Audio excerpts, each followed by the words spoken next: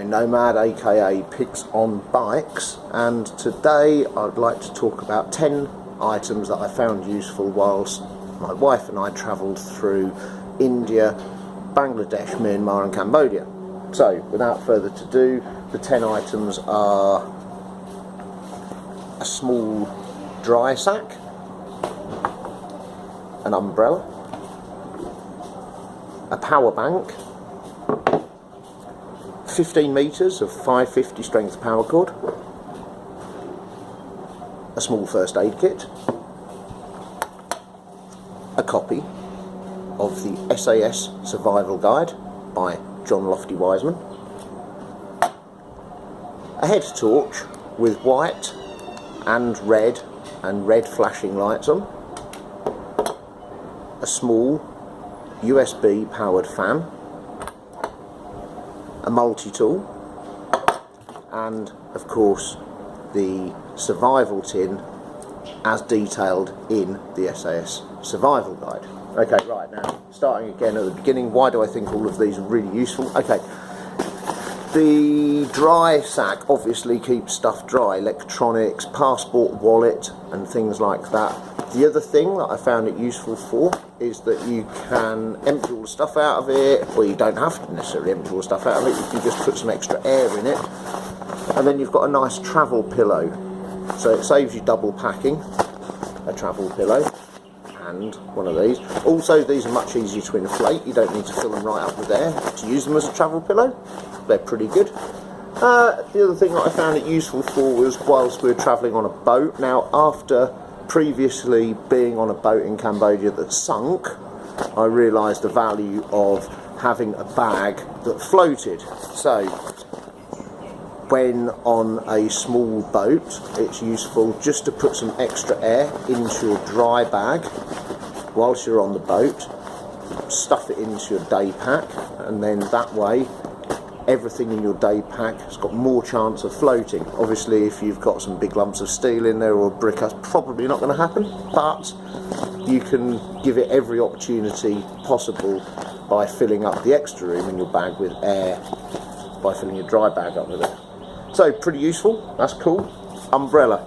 I went all the way through India seeing people with umbrellas and not buying one. We eventually, by the time we got to Myanmar, it was raining really heavily, and I thought, right, I'm going to buy an umbrella. It was $3 and it got used most days for the rest of our journey, either to protect us from the monsoon style rain or from the sun. And it was really useful when we were on a boat, when you're right out in the middle of a lake or a river and you're really exposed and there's no shade.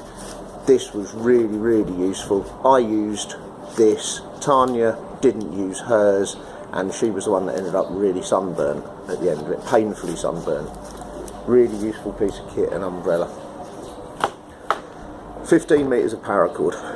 Okay, right, it's a bit of a geeky thing, that, a bit of a bushcraft survival thing, but hey, it's been used for a washing line on almost every evening when we stopped whilst we were travelling.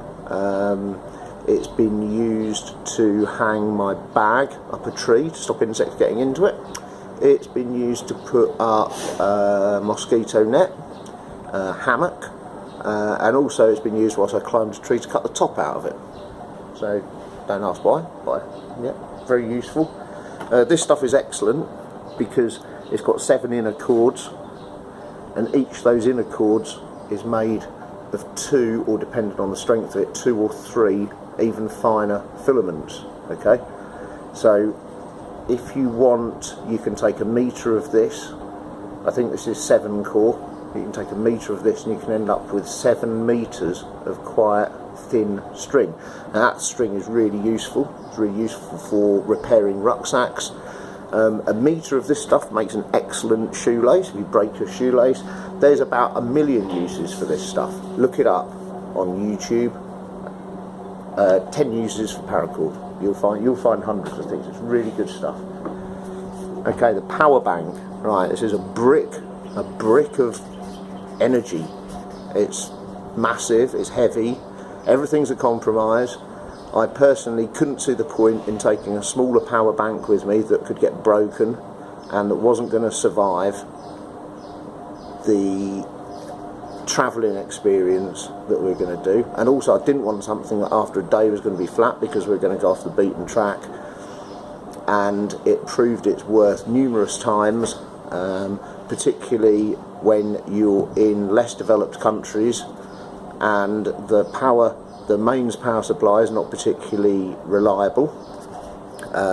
Hotel rooms at night time, when the power goes off during storms, where you're remote and you're running off generator and the place you're staying turns the generator off at 10 o'clock at night. And also here, when the power's gone off. And also with this one, it's really useful because it's got a bright enough built-in light that you can stay in your hotel room during a power cut and you've got plenty of light to see what you're doing. Comes in even more useful when you double it up with the micro USB fan. Okay, so okay, only looks like a small fan, but if you've got no fan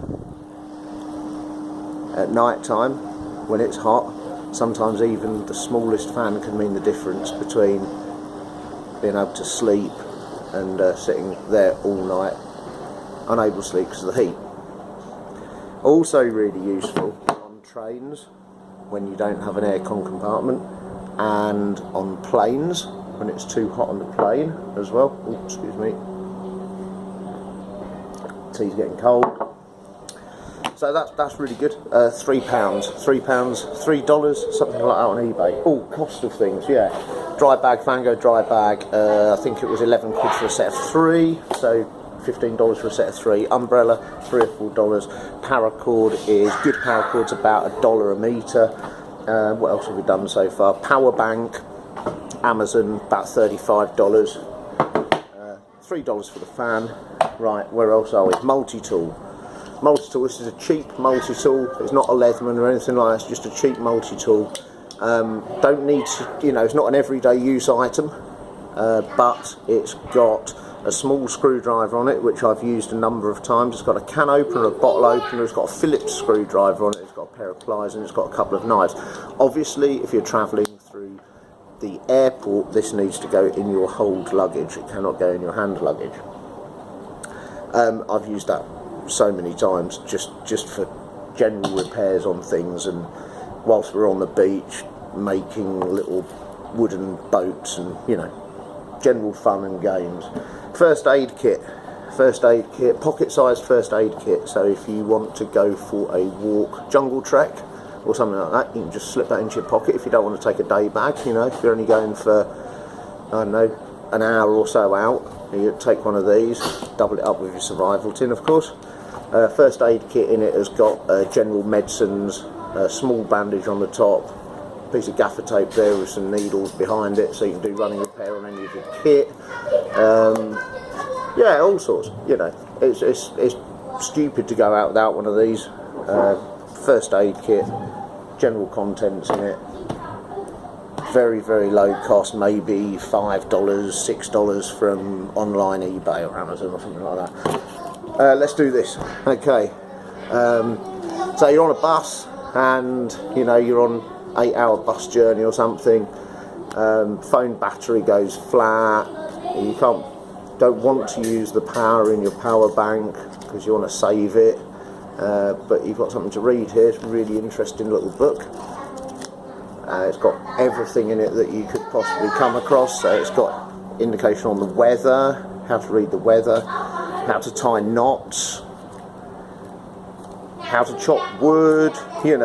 It's got a million interesting things in it. How to catch fish, how to set snares, edible plants, poisonous plants, edible fish, poisonous fish, dangerous animals, poisonous snakes, all of that kind of information. How to find water. Okay, right. Realistically, you're not ever going to use any of this stuff, okay, but it makes really good reading. But what it does have in it, in the front section, is the contents that you should put in your survival tin. everybody who has laughed at me carrying a survival tin, I think everybody has needed something out of it at some point or other, and that's usually, to be honest, that's usually either a band-aid, plaster bandage kind of thing, or paracetamol or Imodium. But hey, you know, there's a whole heap of stuff in there. I'm not going to go into the contents of this because it's absolutely ram-packed full of stuff. I don't want to unpack it all at the moment.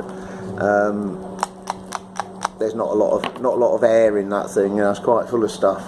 Details of most of it in the front section of the John Lofty Wiseman SAS Survival Guide. Okay, coming to the end of it now. The other thing is the head torch, of course, the head torch. Good thing about this one that I've found is that if you hire a bicycle in Asia, often it doesn't come with lights, which is okay during the day, of course, but at night time you don't want people running you over, and the Asian style of driving is particularly different to the Western rules on the road. So being illuminated at night time whilst on two wheels, you know, is a pretty good idea, and this makes an excellent backlight. Okay, and of course it's bright enough to read by, and you know, it's a head torch, so you can use both your hands at the same time. I don't need to explain the head torch too much. Useful kit though. Okay, I think that's it, isn't it? Yeah, there we go. Job done. It's not what everybody would pack, it's just things that I found useful. I carry a lot more than this, but I think that if I was only going to go away with 10 items, this would probably be the 10 items. It's a very personal thing, I think, so everyone's list is going to be slightly different, but all of these items I've used extensively whilst travelling, so I can see a purpose for them. Yeah, brilliant. Feel free to comment and like, share, subscribe by clicking the subscribe little button in the corner. I can't remember which way it is, it's one of these ways. Drop us a line at gonomad123@gmail.com, gonomad123@gmail.com. Okay, and stay safe and take care. Catch you soon. Bye.